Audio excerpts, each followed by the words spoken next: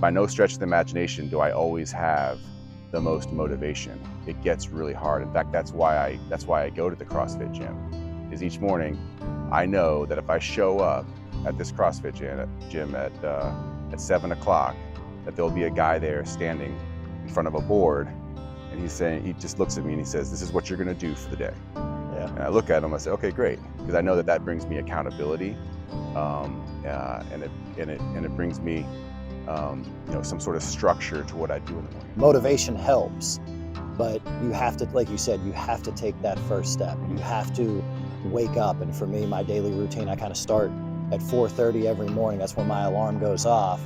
I spend some similar time like you do, kind of thinking about things, like listening to, what my mind is telling me were the important things of the day, and thinking through some of that stuff. But sometime around 5 o'clock, between 5 and 5:15, I am starting my workout.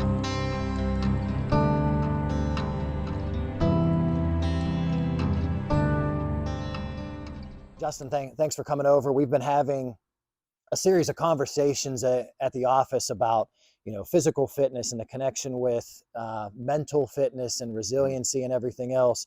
And we wanted to take that conversation, and there's a lot of benefit to sharing the way that we're thinking about these things. And I think it's probably beneficial for everybody if you just introduce yourself. Sure, absolutely. So I'm Justin Ducote, and I'm the founder and executive director of Resolute Warriors, and that's a 501c3 nonprofit organization that supports actively serving members of the military. I've been getting a lot out of these conversations, and I think we both agree it's time to take these conversations. There's a lot of benefit to getting this conversation to other people. So we kind of decided let's put this out there and try to reach some more people. I think that everybody is so busy these days. Yeah. Especially people like you and I who are in the military. Been in the Army for 17 years. I know that you've been in the Army for probably more than that. And we've got Yeah. work priorities, Yeah. we've got family priorities, Yeah. and if you're a religious person, you may have faithful priorities. Um, and if you're not careful, you might run the risk of just becoming tired, Mhm. if you just get sucked into the normal day to day work, that we all do. And so personally, I've spent a lot of time in the past few years, focusing on how do I optimize my days so that I can give my best to each of those priorities. And I think a lot of that comes from um, physical fitness. Yeah. I think that's important. Yeah, and that's primarily, I think that's what we want to have this conversation around today is, physical fitness. You and I, we have a lot in common. We're both into our 40s, as you mentioned. Both have long military careers. Hmm. Give or take around 20 years, give or take a couple. Both have large families, and balancing all those priorities is it's really difficult. Today, I think today is mostly about physical fitness, but I think we want to continue to have this conversation about mental strength, mental health, resiliency, and maybe we'll save some of that for future conversations. But for me, physical fitness plays such a central role in my life, and how it just balances my day out, and Hmm. how I approach the day and everything. I'm curious to hear, about your routine, and how uh, how your daily routine. How do you find time for physical fitness, and how Hmm. do you prioritize things like that? Yeah, absolutely. Yeah. So for me, it's it sets the day up. The very first thing that I do in the morning, sets the rest of the day up. I've got 5 kids, and a wife, and so my mornings are kind of my time. So I get up, before they do, and the very first thing that I do is a meditation, in the morning. Spend about a half hour doing that, some sort of focused effort on, whether it's a Bible passage or some other reading, that I've heard about, and then I'm off to the gym. I go to a CrossFit gym in the morning, spend about an hour there, and I think it's important to note that I don't by no stretch of the imagination do I always have the most motivation. It gets really hard. In fact, that's why I go to the CrossFit gym.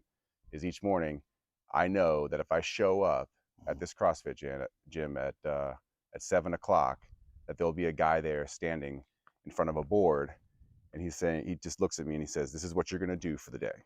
Yeah. And I look at him, I say, "Okay, great," because I know that that brings me accountability, and it brings me some sort of structure to what I do in the morning. I think that some people have the discipline to build their own plans and do that themselves. For me, I need a community that I can plug into, and CrossFit's it for me. I'm not again, I'm by no stretch of the imagination am I a diehard CrossFit fan. I think those are some great people. That community is a great community. I'm 40 years old. I go there for the community, the motivation, and those types of things. Yeah. No, there's all kinds of stuff that I just want to riff off of, similar to the conversations we've had at the office about this. Um, you know, Discipline versus motivation. I think that's one of the first things that's really interesting. I'm just curious, what do you think is more important to have, discipline or motivation? For me, it's discipline. Honestly, like discipline's hard. You know, nobody wants to be disciplined, but if you can establish good habits, just getting yourself out there, then it could be the start of something great. Something a long, enduring, training regimen that leads up to something like the Baton Death March or whatnot. But usually, it's it's about taking that first step. I've been in ruts before, um, where I can't take that first step. I just get into a daily routine of work priorities, etc. And physical fitness will fall off my priority list. So I think that taking that first step is important. And then once you take that first step and you establish a routine, then and that's what, in my view, that's what discipline is. You establish that routine, you keep doing that.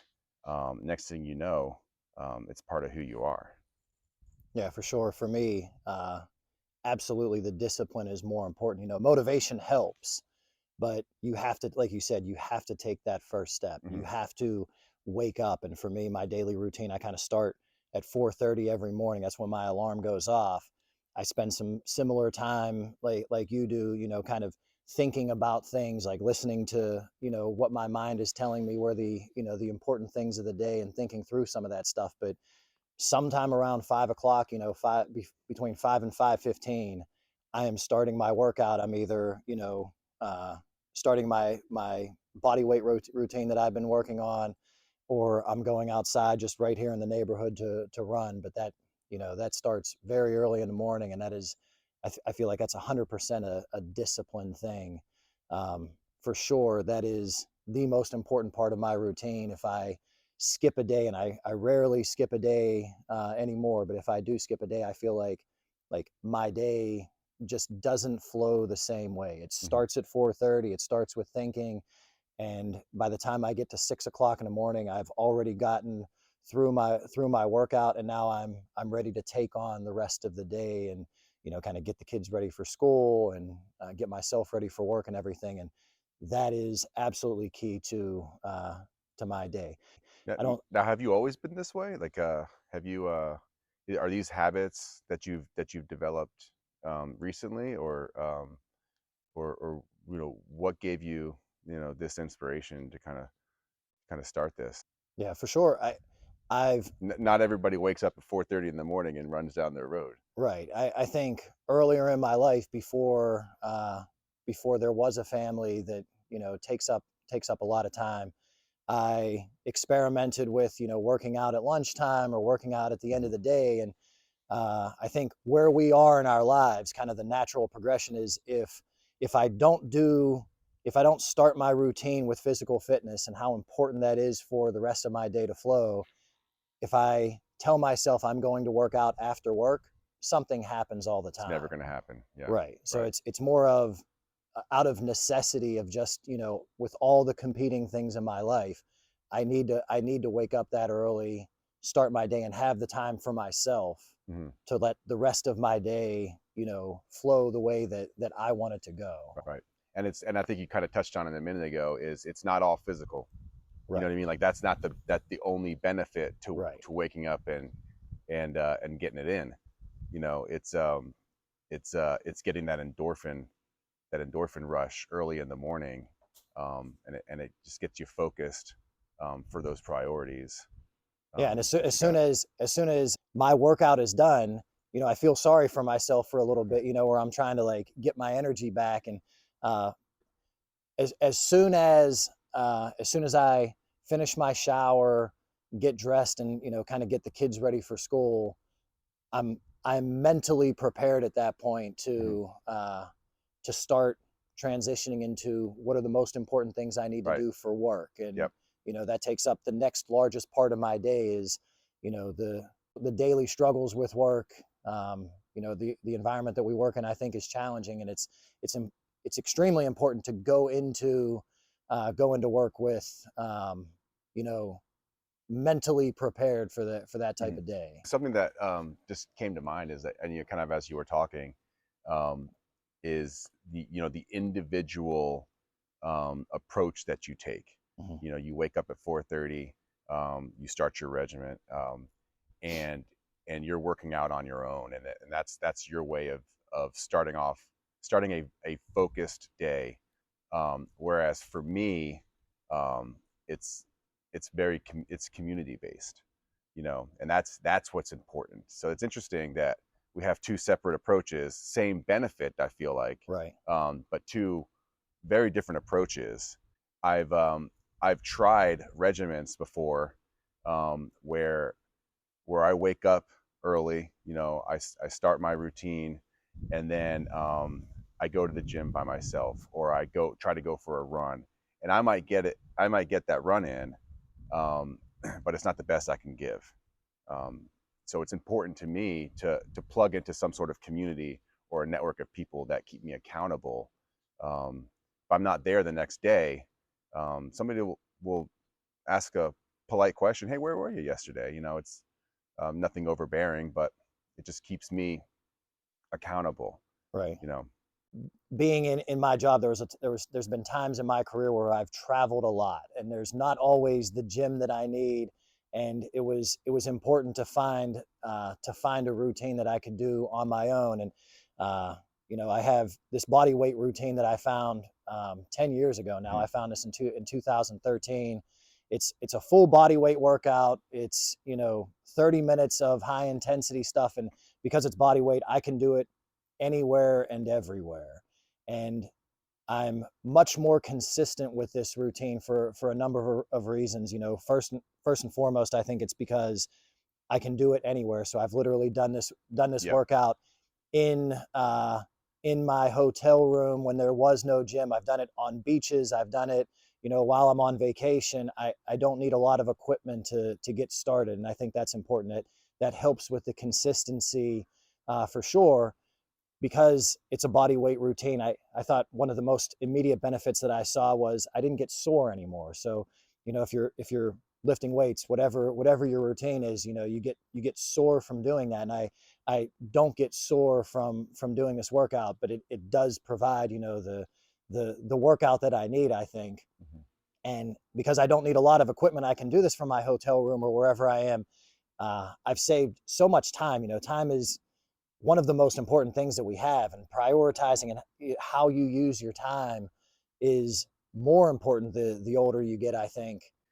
There's a lot of people out there that need that routine. Like you said, it's your trusty workout. You Right. can you can use it anywhere in the world, and as much as we travel, I think that's important.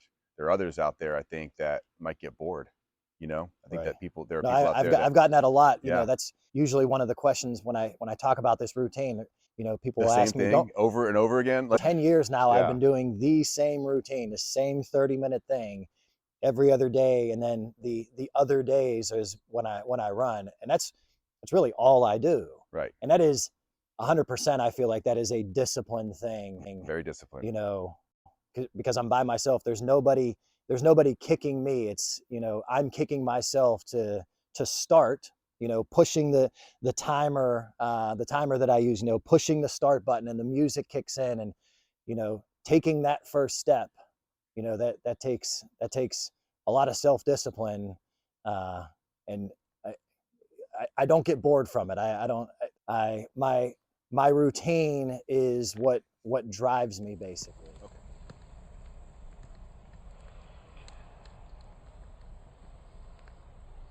I think one of the things that's interesting in how we approach things differently, the sense of community. You kind of touched on this already.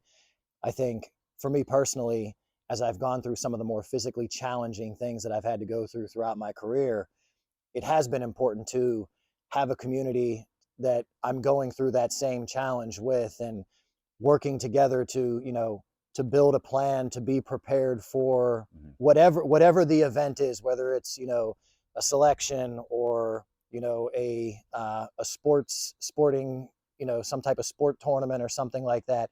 Having a community to build a plan and kind of break off chunks to prepare for that together. I'm curious how that fits into your life. Yeah, yeah. So there's been many cases that, in the army that we've had to prepare for something, Yeah. either physical or mental, selection, or ranger school or airborne school um, or LDAC, Hmm. things like that, that require some sort of plan, some sort of approach uh, to get after it. Yeah. So yeah, so I think what I usually do is start off by looking at what the requirements are first of what will be required of me physically and mentally to go be successful at that event. And this is strictly from a military standpoint. I think you can apply this anywhere.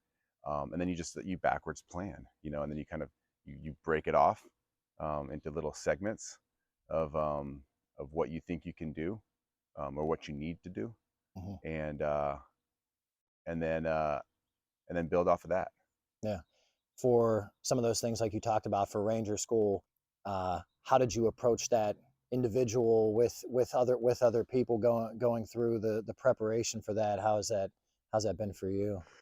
When I was at Ranger School, preparing for Ranger School, it was hard because there wasn't. I was at Fort Riley at the time, and there wasn't a Ranger training program or a Ranger training community that I could just plug into. That's a heavy installation, so they didn't have anything set up, or at least I didn't know about it, and I had gone to so many units to try to find something, and I'm sure there were small little pockets of soldiers training for that, but they if they were out there, I didn't find them. So for Ranger School, I prepared on my own, much like you had kind of described the whole way through. So just research, looking at the Ranger handbook, finding out what would be required of me at school, and told myself, hey, if they require these knots, if I have to know these knots at Ranger School, I'm going to learn them now, and you can learn those really anywhere. Or if you have to ruck 12 miles, then I was rucking 12 miles, but it was definitely challenging, because there wasn't anything to plug into. Right. And I think what we've talked about before, the importance of, you're going through something challenging, you're preparing for something challenging, and having control over your own thoughts through those challenging periods, and the importance you know uh, of positive self-talk as you're going through some of the more physically demanding things, and how important that is to remind yourself that whatever physical thing I'm going through at this moment, it's going to be over soon. And Hmm. on the other side, I'm not going to remember the pain and the struggle that I went through. Right. You're gonna think about it in different terms, but you have to stay in the moment. You have to stay in control of your thoughts, because as you're going through some physical challenge, whatever it is, a long ruck march or whatever, you're your body is trying to tell your mind I should quit, and you have to maintain the control over your mind to push through all the way. And that's uh, extremely important to maintain the control over your thoughts during Exactly. Yeah, those physical challenges. context is everything, really. Like Yeah, if you could put it in context, in the moment, and realize that, hey, all of this is temporary. yeah. Um, All of it's temporary, and somebody else has done it before. And if somebody else somebody has done else it has done before. it before, Mhm. for sure I can do it. And it's that reminder. You have to give yourself those reminders along the way when your body's telling you to Right. to slow down or stop. That you know somebody else has done this. I am fully capable of doing this. And just talking to yourself in such a positive way is, to me, is very beneficial. No, exactly. Yeah, At any school I've been to, I focus on the next event. yeah, It can be overwhelming, and I think that's a good life lesson. Instead of focusing on, oh, I've got to do the 12-mile ruck, I've also got to do the 5-mile run, and then I also have to know these knots. Just focus on the very next thing, and then once you get done with that, hmm, like, what's my next task? yeah, And after a while, you keep putting one foot in front of the other. Next thing you know, you're at the finish line, receiving your medal. yeah.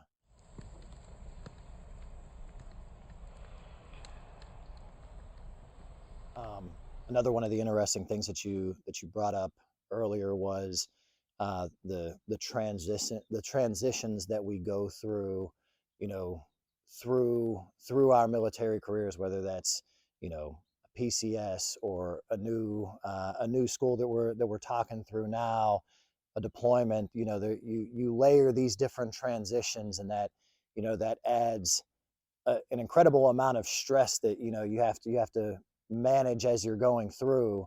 And while we were talking about this before, you mentioned the story of your organization, but I don't think you've ever actually told me the whole story. I Sure. you know Oh, I absolutely. Yeah. Yeah. So Resolute Warriors is a 501(c)(3) nonprofit that I started about 2 years ago. And essentially, what it does is it connects soldiers to training communities. So let's say you're a soldier stationed at Fort Drum, and you're PCS to Fort Bragg. What they do is they find us, they plug into Resolute Warriors, and let's say you're interested in combatives, Mhm. or you like to ruck on the weekends. We have a ruck team here at Fort Bragg that you can plug into. We have a jujitsu or combatives team here at Fort Bragg that they can plug into if that's what your interest is. Um, it's a network, it's a support system, it builds resiliency. So, what Yeah. I've noticed at 17 years in the military is that there's this cumulative effect that takes place. Everybody goes through transitions, whether you're civilian or you're military. And those transitions are things like the birth of a child, or you might move or start a new job. Mhm. Um, for soldiers, we experience transitions more rapidly. We move on an average of every 3 years. Um, we we have duty station transitions. We have deployment transitions. Yeah. We have uh, you know work transitions. Your boss might switch out 2 or 3 times. And so what we're trying to do is is establish a network here at Mhm. Fort Bragg that allows soldiers to help manage those transitions better. Right. And having a network that you can plug into uh, quickly, as you're going through those transitions, especially, if you're moving from somewhere else, being able to find other people that are going through similar things as you, but to help you connect with them, to that eases a lot of the stress of the transition. Being able to plug in quickly is important. I think you were talking earlier about one of the events that you recently did, and I think that story is really interesting because you're bringing together a group of people to prepare for the 10 miler. And you want to. Yeah, yeah, it was great. So the 10 miler, the Fort Bragg 10 miler, was a fantastic event, sponsored by MWR. But for Resolute Warriors, it wasn't necessarily about the 10 miler and running the Right. race. It was about the community that we built Right. in doing so. Right. For example, we had a soldier that had just recently redeployed from the Middle East. Mm-hmm. He got home, and he didn't train with the unit, with the team, months in advance. He plugged into the team about 2 weeks before the race took place. Right. Um, but he was able to do so because of Resolute Warriors, Right. and he still trains with that team. Right. What are some of the other events that you have going on? You mentioned, the ruck team and the combatives team. What's some of the other things that Resolute Warriors does? We're putting together a team to go out to go ruck the Baton Death March out of White Sands Right. How far is missile that? range. It's a whole marathon, I Yeah. think. Yeah, so it's going to be a heavy team of 4 soldier teams going to go out there and do that. And like I said, we just started a combatives team here with some instructors, one from Fort Benning, that is going to help put that together for us. Yeah. What's interesting about all this, our conversation that we've been having, it's the physical fitness, the mental fitness, the resiliency, and how they're all so closely connected. And we're touching on a lot of the mental aspects, the mental benefits that you get from physical fitness. But I think let's save that for another conversation. The ways that we work through mental preparation. Yeah. It definitely is connected to the physical part. It's difficult to separate, but there are a number of things that we've both talked about Sure. in how we prepare ourselves mentally, and I think that's probably something that we would say Yeah. for the next time we do Yeah, this. I think that would actually even be like better, honestly. Like, it's physical fitness is great, don't get me wrong, but like the mental aspect of things is really what it's the challenging part. Yeah.